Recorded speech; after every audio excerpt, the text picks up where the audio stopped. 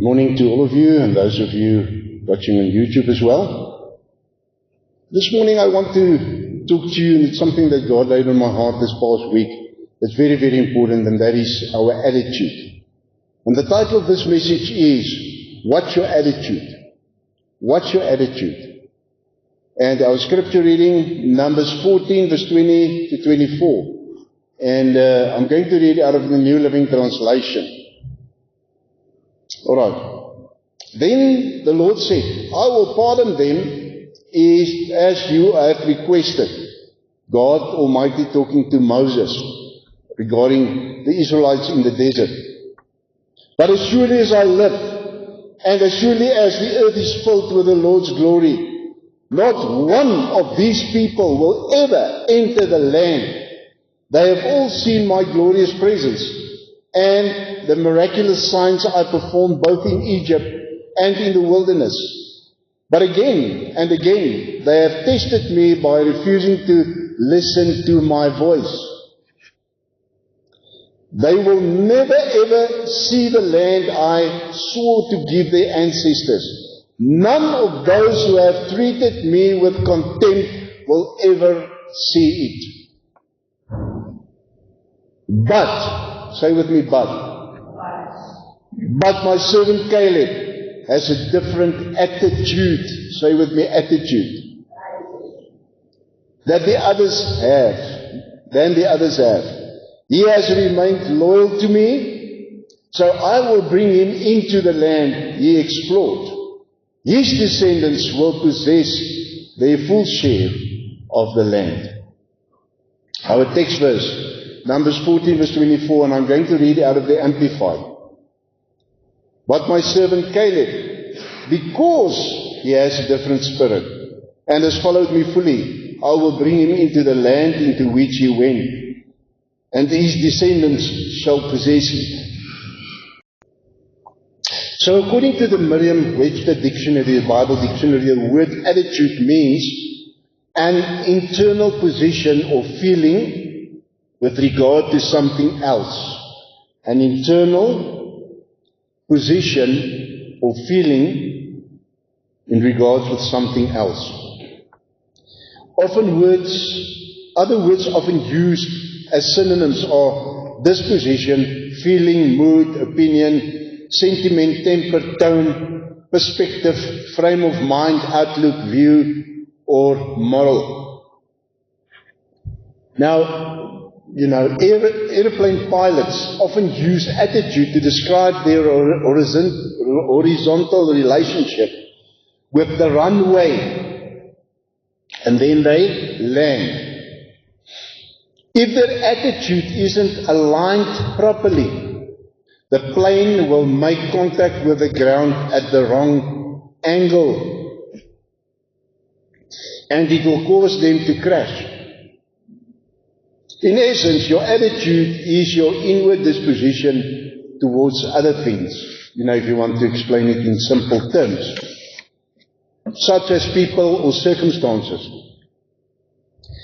As with the aeroplane, attitude is applied whenever you must deal with something other than yourself, as the aeroplane deal with the ground. According to God's word, when you become a Christian, a part of your new creation is the development, and take note of the word development, of new attitudes. Your attitude should become like that of Jesus, and that is why we read in Philippians 2 verse 5. And I'm also going to read that out of the New Living Translation, because there they also use the word attitude. You must have the same attitude that Christ Jesus had. The same attitude. Now, we must take note, it is something that you develop over time. It is not just you can just decide now, I will from now on have this nice attitude. It is something that you must develop. It must become part of your whole being. Now I want to, first of all, highlight 5 truths. So if you're making notes, you can write this down. 5 truths about attitude. So number one, attitude determines your outlook towards life. What you look through, what you see on the outside, how you experience what's happening on the outside, on the inside of you, in your heart, in your being, in your spirit. We read in Proverbs 23 verse 7 in the Amplified Bible. For as he thinks in his heart, you see, that is where it happens. As he thinks in his heart. So easy. As one who reckons, he says to you, eat and drink, yet his heart is not with you, but is grudging the cost. See, a while ago, I counseled a young man who went through a lot of hurt and difficulties in life. The second time I saw him, I asked him how he was, and he answered and he said to me, Pastor, I have no hope, you know. There's no hope. The stress drives out hope, and that is what's happening to me. The stress drives out hope. And I answered him immediately and said, no, my friend, hope drives out the stress. See, it's got to do with the attitude of your heart, how you see things. Hope drives out the stress. So what is your outlook toward life? Do you see half a glass of water? Is it half empty? Or is it half full?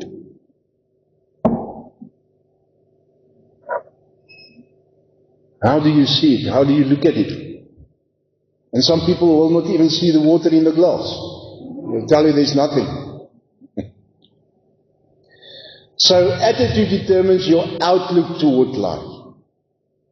And it happens inside of you. That is why Scripture says, for as he thinks in his heart. Point number 2. Another truth about attitude. Attitude affects your relationship with God and others. Just think about it. Attitude affects your relationship with God and others.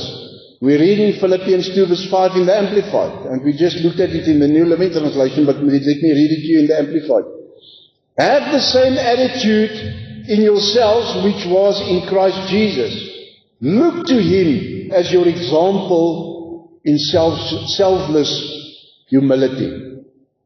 You see, when we are born again, who lives in our hearts? The Holy Spirit, Jesus Christ, the Spirit of Christ. So you see, that is where something happens. Inside the heart, the Spirit.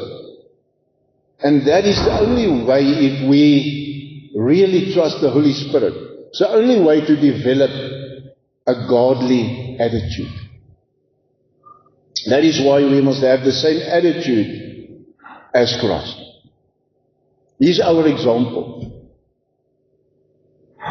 And we are followers of Christ. And to be a follower of Christ does not only mean to follow him and to follow in his footsteps. It actually means to allow him to live through us.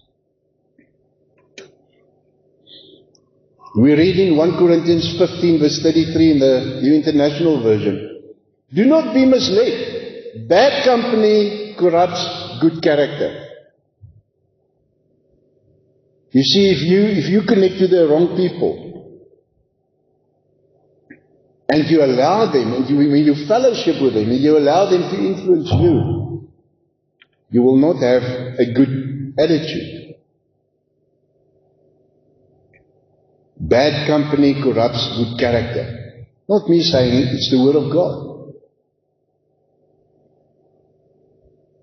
That is why it is so important for us as born-again believers to have fellowship with our brothers and sisters in Christ who have the same attitude than Christ, the Spirit, the same Spirit. Very important. Now you will find the Beatitudes, die Bergprediker, in Matthew 5 verse 3 to 10. The Beatitudes are a list of attitudes. Beatitudes, a list of attitudes that Christians need in relating to God and one another. There Jesus, He told us how to behave, what attitude we must have towards one another. Now, when you look around you today, even in the church, what is the attitude of people? Who can tell me? Negative. What else? Self-seeking. Selfish. The I in my life. Exactly. So attitude affects your relationship, first of all with God and with other people as well. How many times did you hear a parent will tell his child, hey, drop your attitude. Don't have an attitude with me. But a lot of times the children see what the parents does.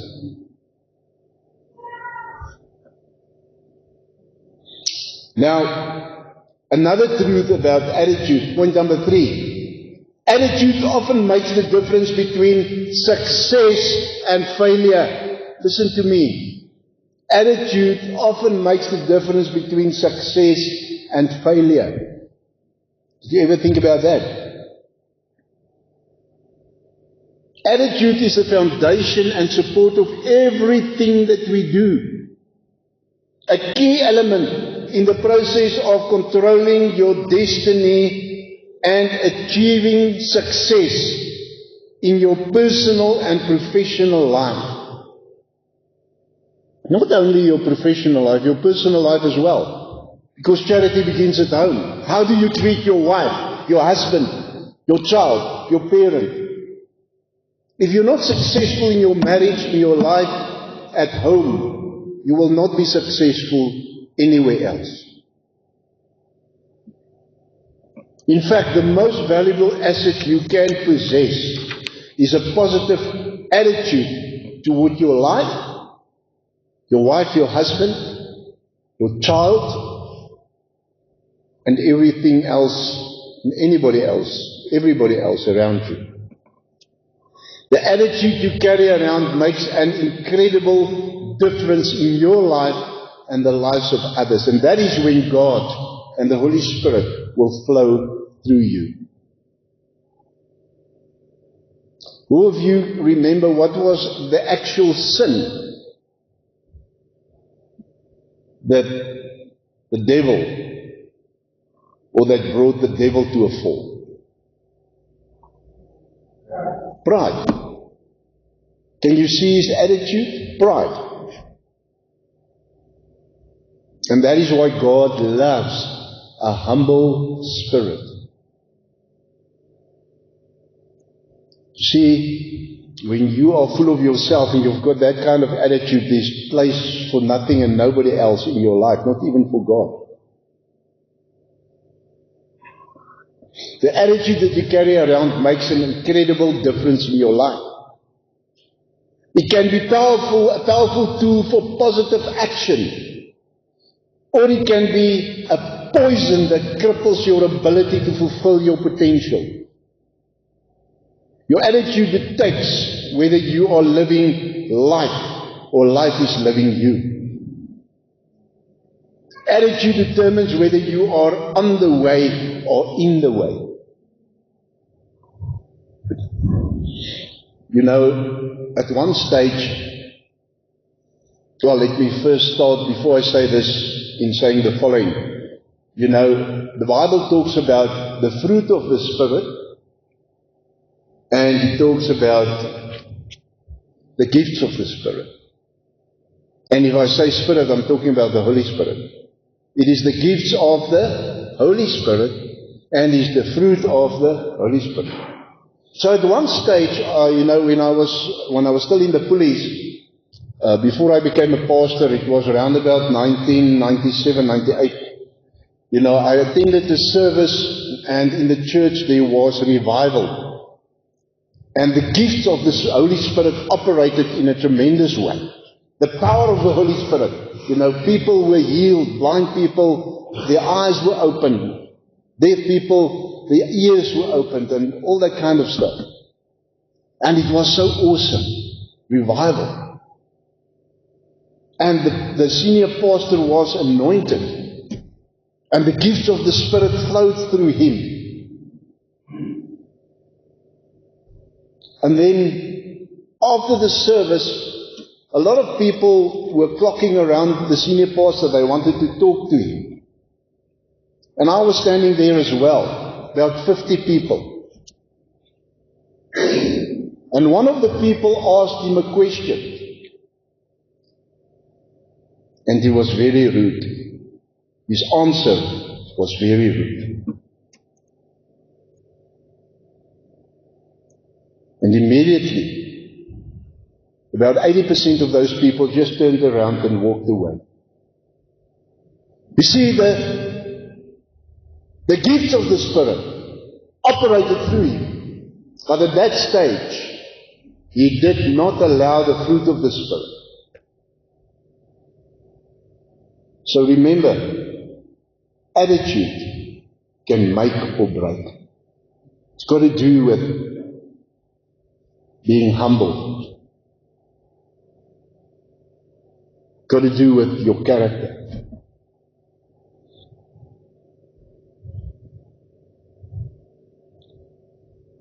You can be on the way, but don't be in the way of the Holy Spirit.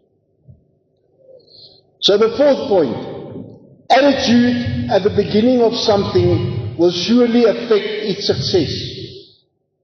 Let me say this again. This is very important, and we don't always even realize this. Attitude at the beginning of something will surely affect its success. So things do not always end wrong. It sometimes starts wrong. I always tell people when they want to get married, people, who have you ever heard? Somebody said, oh my word, what went wrong in that marriage? I thought it was a marriage made in heaven. What went wrong in that marriage? Well, let me tell you, it didn't go wrong. It started wrong. It was not built on the right foundation of the Word of God. So things doesn't always end wrong. It starts wrong. Attitude at the beginning of something will surely affect its success. First things first. Don't jump the gun. Moenie die kar voor die perde span. First seek the kingdom of God and His righteousness, and all the other things will be added. Exactly. Sometimes, we are so busy and running around and trying to sort out everything and so on, but God is not even in the picture. First thing first. And that is why the principle of first is so important to God. The principle of first.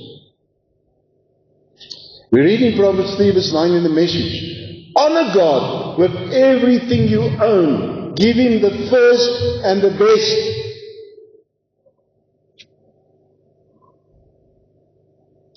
Sometimes when we give the tithe, for instance, or offering, we just do it because it is, it's a ritual. You must just give something in the church and then you feel a little bit better.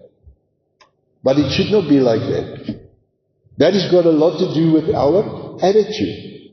God loves the cheerful giver, the cheerfulness, the gladness that comes out of your heart. The joy that comes out of your heart when you give. And the principle of first, that is very important to me.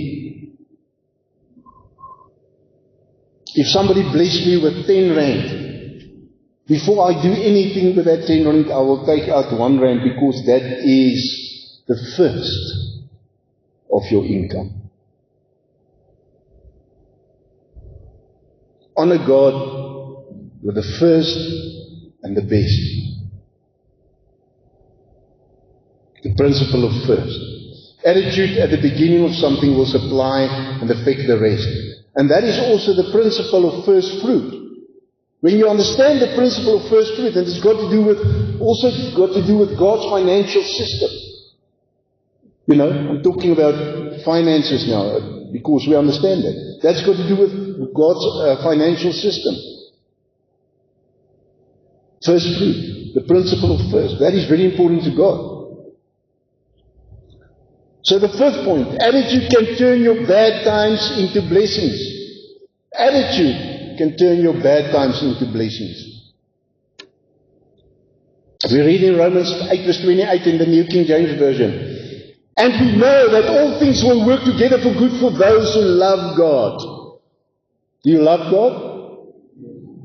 All things will work together for good. And one day God said to me, no, read further. I said, but God, I love you. He said, no, read further. To those who are called according to His purpose, God's purpose. You see, it's not about you and me, it's about God. And that's got a lot to do with attitude. For once again, it's not about me, it's about God. We also read in Mark 10 verse 27. But Jesus looked at them and said, with men it is impossible, but not with God. For with God all things are possible. So actually then it becomes not impossible, it becomes impossible. So what is the difference between impossible and possible? Well, if you look at the word, only the I am. You see that? Impossible. I am before the possible. So once again, then you are in the way. Then it becomes impossible. The I am. I'm. When your attitude changes from self-centeredness, selfishness, pride, to Christ. When you bend the I in your life, the I in my life you will see for Christ.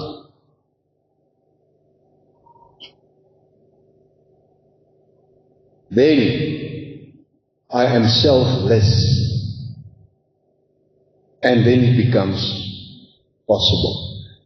Impossible. Because then it's about God and not about me.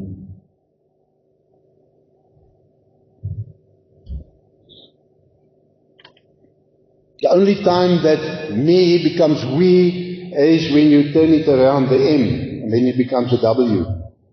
Then it's not me but we. Isn't that also?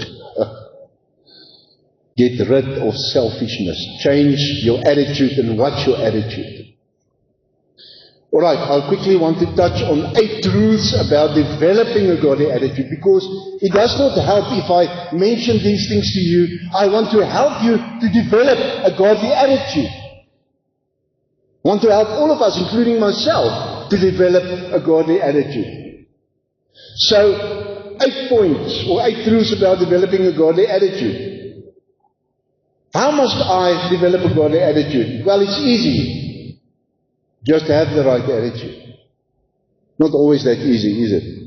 Okay, so let us look at the word attitude. And let's look at the A of attitude. The A stands for admit you need an attitude adjustment. What's your attitude? And admit, listen, I need an attitude adjustment.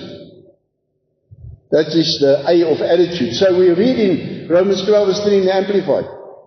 For by grace, unmerited favor of God, given to me, I warn every man among you, not to estimate and think of himself more highly than he ought to, not to have an exaggerated opinion of his own importance, but to rate his ability with sober judgment, each according to the degree of faith appointed by God to him. Right, the second one. Okay, we can say much more, but we haven't got the time, so I'm just going to touch on it and give you a scripture and maybe, just a thought or so. The second one, the T of attitude. Take time to develop a core of attitude mentors. We read in 1 Corinthians 15 verse 33 in the NIV, New International Version, do not be misled. Bad company corrupts good character. Alright, so say with me, each one teach one. Sounds nice, isn't it? Say again, each one teach one. That is disciple making. And that is actually what Jesus said that we must do. Go therefore and make disciples. What is disciple making? Oh, Pastor Reis, when you get in church on a Sunday or a crusade or something, and and the pastor preach or the evangelist, and a lot of people give their hearts to the Lord. Is that disciple making? Is it disciple making when you lead somebody to the Lord? No. It's only the beginning of disciple making. Disciple making is when you take responsibility for that person that you lead to the Lord, and out of a relationship with him or her, start to help him or her to become like Christ, making a disciple. Just listen again to what Jesus said. He said, go therefore, make disciples of all nations, baptize them in the name of the Father, the Son, and the Holy Spirit, and teach them. You see, that's part of disciple making. Out of that relationship that you have with him or her. Each one teach one. Disciple making. So take time to develop a core of attitude mentors. So that person that is your spiritual father and or mother is your attitude mentor as well. The third one, the second theme of attitude. Trust God daily. Make it a lifestyle. Proverbs 3 verse 5 to 7 in the Message. Trust God from the bottom of your heart. Not your head, your heart. Don't try to figure out everything on your own. Listen for God's voice in everything you do, everywhere you go. He's the one who will keep you on track. Don't assume that you know it all. Run to God and run from evil. Trust God from the bottom of your heart. Don't try to figure out everything. How do you figure out things? In your heart or your head? Can you see the difference? Can you see where attitude comes from? The heart. So trust God daily. Make it a lifestyle. The I of attitude. Identity of Christ. You see, you can only have a godly attitude if you have the identity, if you really identify with Christ. 2 Corinthians 13 verse 5. Examine yourself as to whether you are in the faith. Why the faith? Because it is the God kind of faith within you. The faith of God within you. Test yourselves. Do you not know yourselves that Jesus Christ is in you? Unless indeed you are disqualified. So we must test ourselves on a daily basis. We must watch our attitude. The T of attitude. Turn negatives into positives. Turn negatives into positives. Romans 8:28 once again. And we know that all things will work together for good for those who love God, to those who are the called according to His purpose.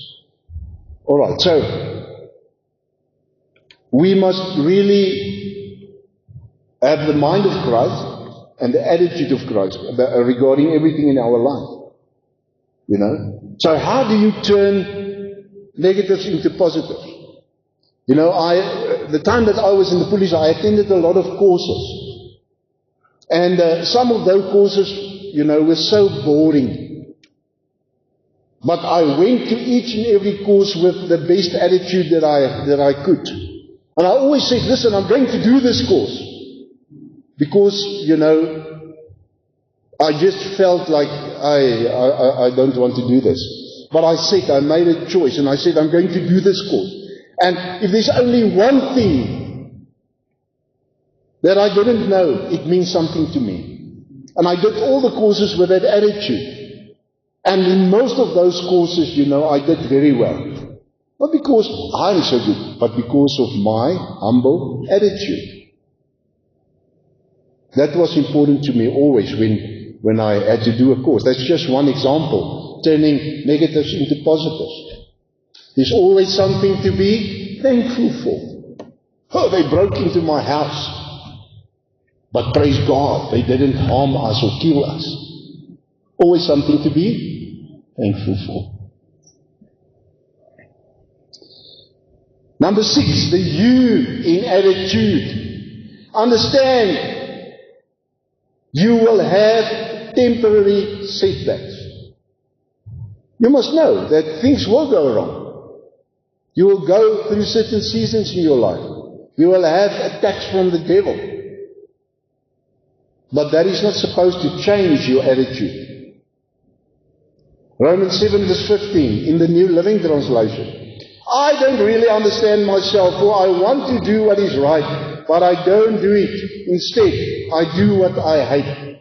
You see, a lot of times we do something and afterwards we feel sorry because we know that we made a mistake. That is now one example again. But, a child of God, a born-again believer, does not stay down, does not, if you fall in the road and you stay down, the cars are going to drive over you. Get up quickly. Don't stay down.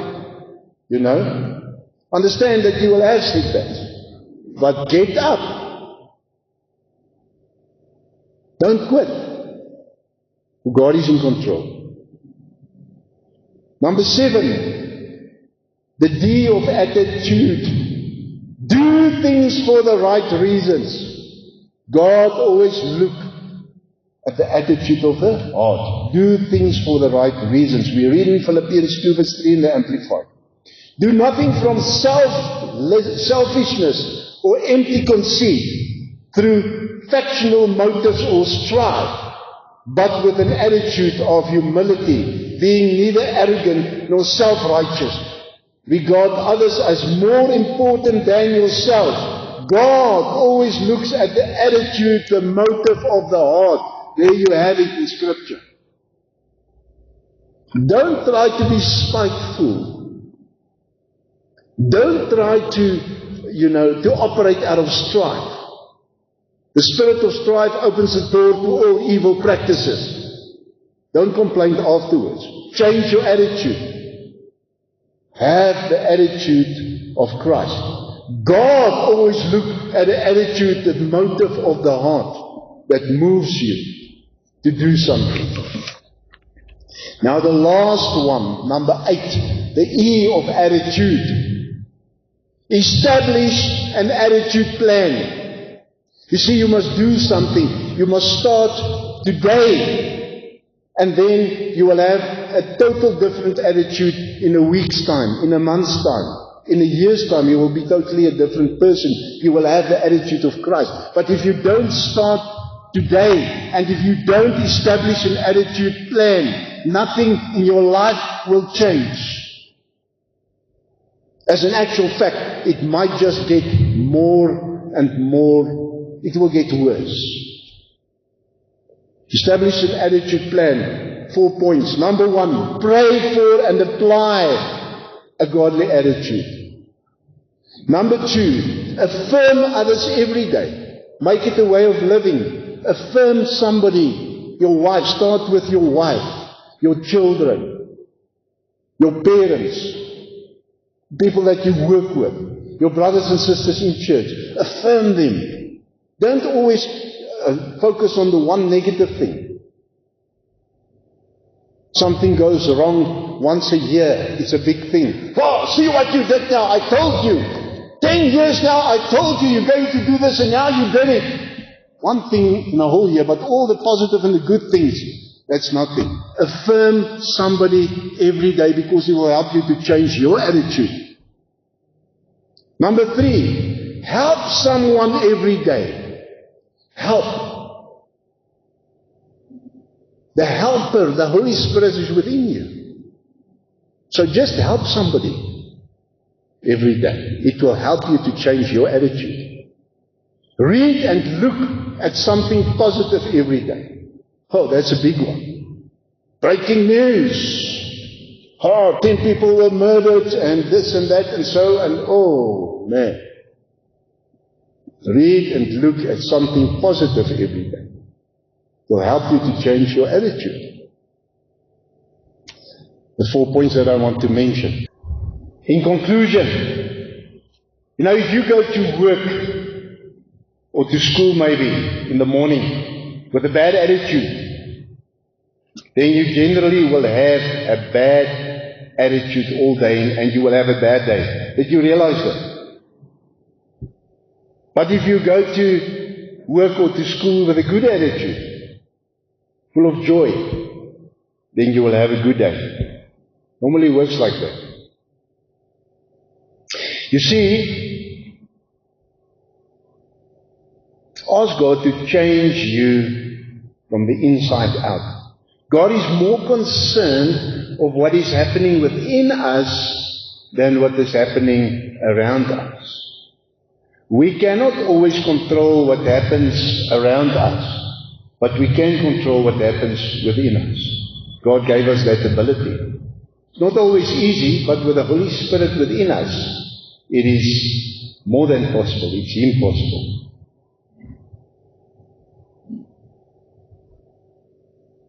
So,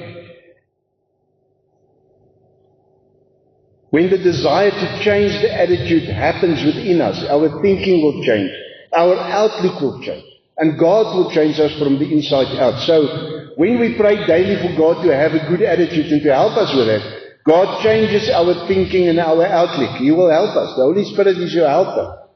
When God changes our thinking, our desires will change as well to doing it God's way, to do God's will. And when we desire to do it God's way, then we develop good, godly habits, a good, godly lifestyle. And when godly habits are formed, we get godly attitudes. And what's the result of that? Success. Once again, our text verse, Numbers 14 verse 24. And I'm going to read it once again in the New Living Translation. Just the first sentence. But, say with me, but. You remember I said to you in the beginning, say with me, but. So say it, but.